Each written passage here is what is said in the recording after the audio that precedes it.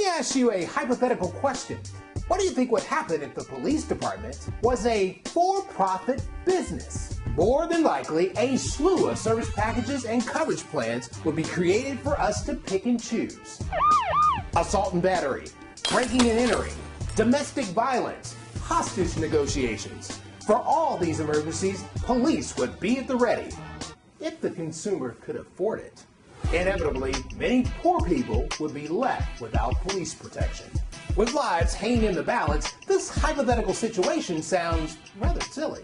But when it comes to our dysfunctional healthcare system, we readily accept this practice as status quo.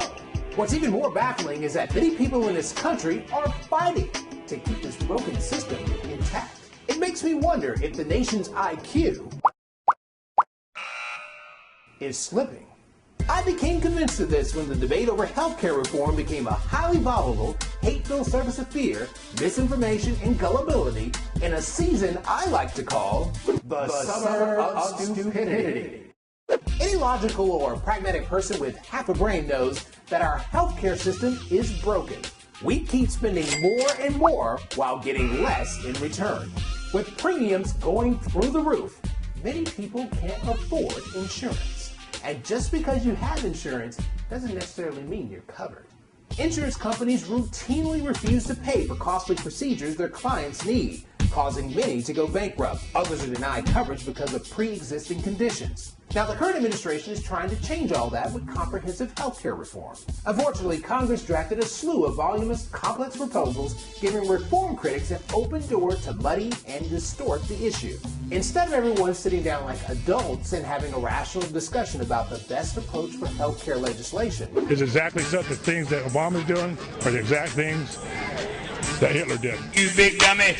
We spent the summer focused on trivial, blown out of proportion, made-up nonsense. I want to know, why are you people ignoring his birth certificate?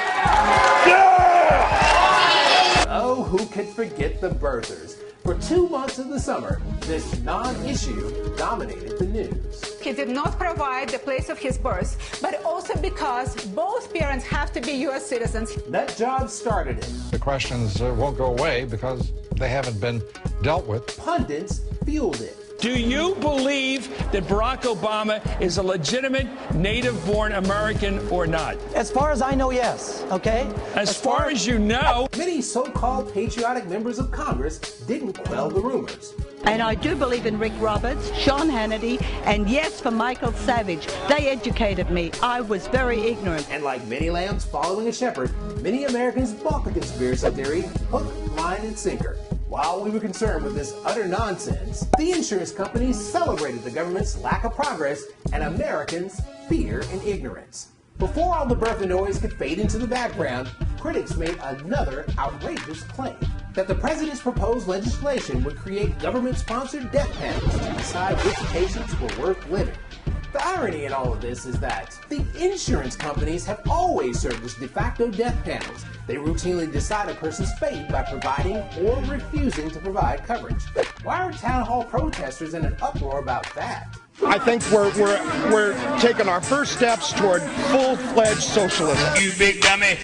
Instead of light discussion, we accuse the president of being a socialist, but would scream foul at government programs like Medicare, Social Security, unemployment insurance, the VA, and public schools were done away with. We get bent out of shape because the President of the United States has the audacity to speak to our children about working hard, staying in school, and being accountable when countless other presidents have done the same without so much as a whimper. Write me a letter about ways you can help us achieve our goals. Have we become a nation that's so bitterly divided, cynical, and intolerant that we shout down or censor everyone we disagree with politically? The reforms I'm proposing would not apply to those who are here illegally.